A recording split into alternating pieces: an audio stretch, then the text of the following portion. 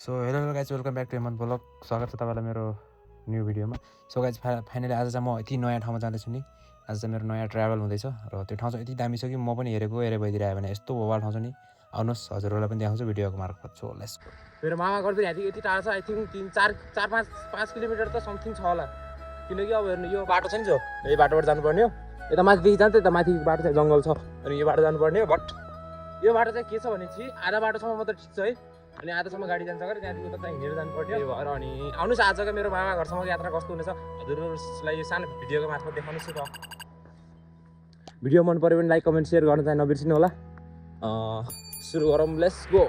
Guys finally म चाहिँ यो माथिको मुस्लिको ठाउँमा आइसकेँ र माथि चाहिँ अब हिँड्नुपर्ने अवस्था आयो। यहाँ आएर सोधेको गाडी चाहिँ 11 बजी आउँछ गरे, अनि अझै 2 घन्टा छ। 2 घन्टामा त म त पुगिदिन्छु होला यहाँ हिँड्दै गयो भने। अनि ओर्ने चिज पनि ल्याएर पानी पऱ्यो भने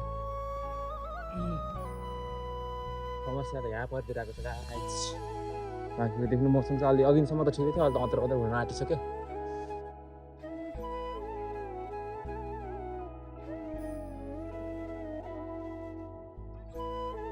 देखिरहेको छ हरियाली डाँडा पाखा होइन, त्यो तल देखिरहेको सहर चाहिँ यस्तो बवाल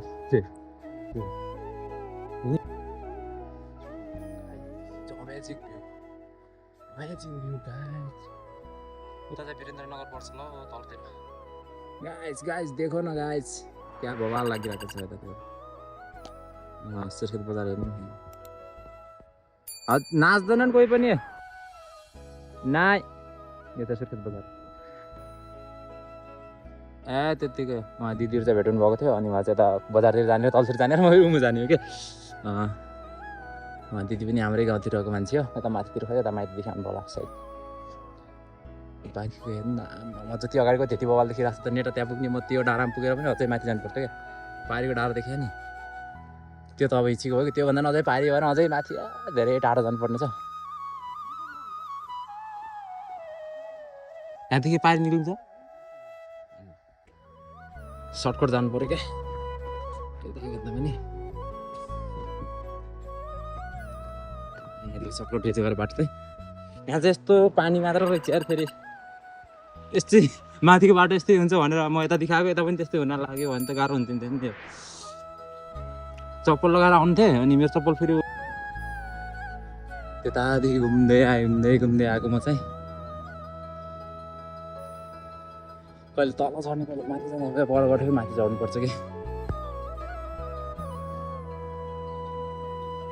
जति अगाडि गयो त्यति सुन्दर, जति अगाडि गयो त्यति सुन्दर के भएको गाई चाहिँ हो। मलाई मात्रै त्यस्तो लागिरहेको छ कि हजुरहरूलाई पनि भिडियो हेर्दाखेरि राम्रो लागिरहेको छ कमेन्ट गर्नु त। मलाई त जति अगाडि गयो त्यति सुन्दर देखिरहेको छ, भ्यू त बवाल लागिरहेको छ कि। बस त्यही हो, आज के भन्छ यो पानी नपरेको भए हुन्थ्यो कि, पानी नपरेको अँध्यारो नभएको भए त हुन्थ्यो, किनकि अब दामी सिन भएको भए त फेरि मजा आउँथ्यो।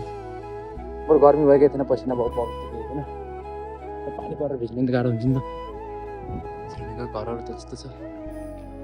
सो गाइज फाइनली म चाहिँ त्यो पारीको डाँडादेखि यो उतादेखि घुमेर यो कुनाबाट घुमेर यहाँ आइपुगेँ है।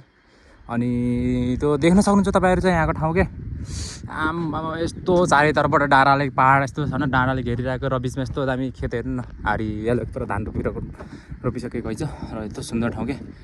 यस्तो बवाल लागिरहेको छ, आम्मामा मन त लागिरहेको छ कि यतै नै बसौँ, त बट के गर्नु अब फर्किनु पर्ने छ नि त, आफ्नो पनि काम छ।